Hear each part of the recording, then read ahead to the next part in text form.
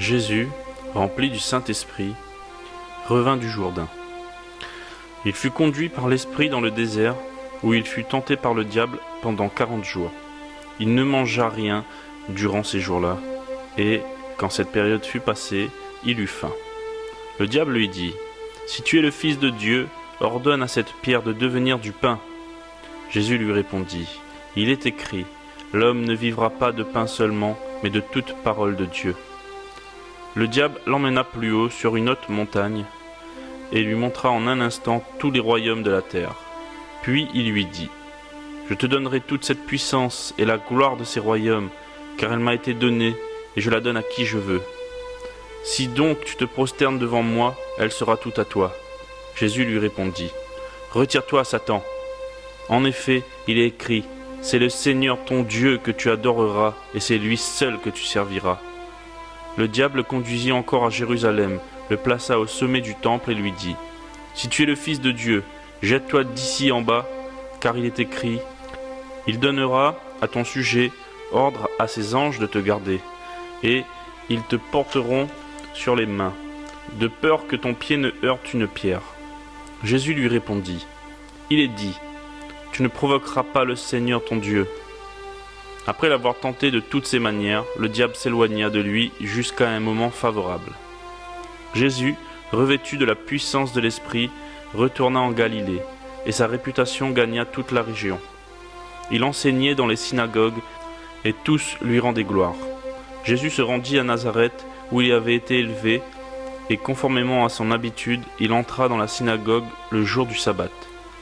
Il se leva pour faire la lecture, et on lui remit le livre du prophète Ésaïe. Il le déroula, et trouva l'endroit où il était écrit, « L'Esprit du Seigneur est sur moi, parce qu'il m'a consacré par onction pour annoncer la bonne nouvelle aux pauvres. Il m'a envoyé pour guérir ceux qui ont le cœur brisé, pour proclamer aux prisonniers la délivrance et aux aveugles le recouvrement de la vue, pour envoyer libres les opprimés, pour proclamer une année de grâce du Seigneur. » Ensuite, il roula le livre, le remit au serviteur et s'assit. Tous ceux qui se trouvaient dans la synagogue avaient les regards fixés sur lui.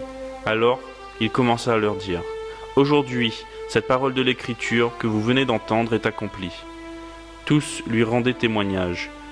Ils étaient étonnés des paroles de grâce qui sortaient de sa bouche, et ils disaient, « N'est-ce pas le fils de Joseph ?» Jésus leur dit, « Vous allez sans doute me citer ce proverbe, « Médecin, guéris-toi toi-même. » Et vous me direz, « Fais ici, dans ta patrie, tout ce que, à ce que nous avons appris, tu as fait à Capernaum. » Il leur dit encore, « Je vous le dis en vérité, aucun prophète n'est bien accueilli dans sa patrie. Je vous le déclare en toute vérité, il y avait de nombreuses veuves en Israël à l'époque d'Élie, lorsque le ciel a été fermé 3 ans et 6 mois, et qu'il y a eu une grande famine dans tout le pays. Cependant, Élie n'a été envoyé vers aucune d'elles, mais seulement vers une veuve de Sarepta, dans le pays de Sidon. Il y avait aussi de nombreux lépreux en Israël à l'époque du prophète Élisée, et cependant, aucun d'eux n'a été purifié, mais seulement Naaman, le Syrien. Ils furent tous remplis de colère dans la synagogue, lorsqu'ils entendirent ces paroles. Ils se levèrent, le chassèrent de la ville, et le menèrent jusqu'à un escarpement de la montagne sur laquelle leur ville était construite, afin de le précipiter dans le vide. Mais Jésus passa au milieu d'eux et s'en alla. Il descendit à Capernaum, ville de Galilée, et il les enseignait le jour du sabbat. On était frappé par son enseignement, car il parlait avec autorité. Dans la synagogue se trouvait un homme qui avait un esprit démoniaque impur. Il s'écria d'une voix forte, « Ah! Que nous veux-tu, Jésus de Nazareth? Es-tu venu pour nous perdre? Je sais qui tu es, le Saint de Dieu. » Jésus le menaça en disant, « Tais-toi et sors de cet homme. » Le démon jeta l'homme au milieu de l'assemblée et sortit de lui sans lui faire aucun mal.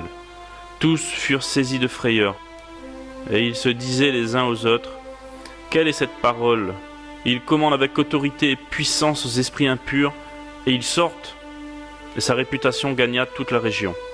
En sortant de la synagogue, il se rendit à la maison de Simon. La belle-mère de Simon avait une forte fièvre, et on lui demanda d'intervenir en sa faveur. Il se pencha sur elle, menaça la fièvre, et la fièvre la quitta. Elle se leva immédiatement et se mit à les servir. Au coucher du soleil, tous ceux qui avaient des malades atteints de diverses maladies les lui amenèrent. Il guérit chacun d'eux en posant les mains sur lui. Des démons aussi sortirent de beaucoup de personnes en criant et en disant « Tu es le Messie, le Fils de Dieu !»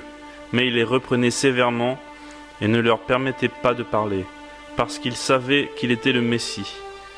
Quand il fit jour, il sortit et se retira dans un endroit désert. Une foule de gens se mirent à sa recherche et arrivèrent jusqu'à lui. Ils voulaient le retenir afin qu'il ne les quitte pas. Mais il leur dit « Il faut aussi que j'annonce aux autres villes la bonne nouvelle du royaume de Dieu, car c'est pour cela que j'ai été envoyé. » Et il prêchait dans les synagogues de la Galilée.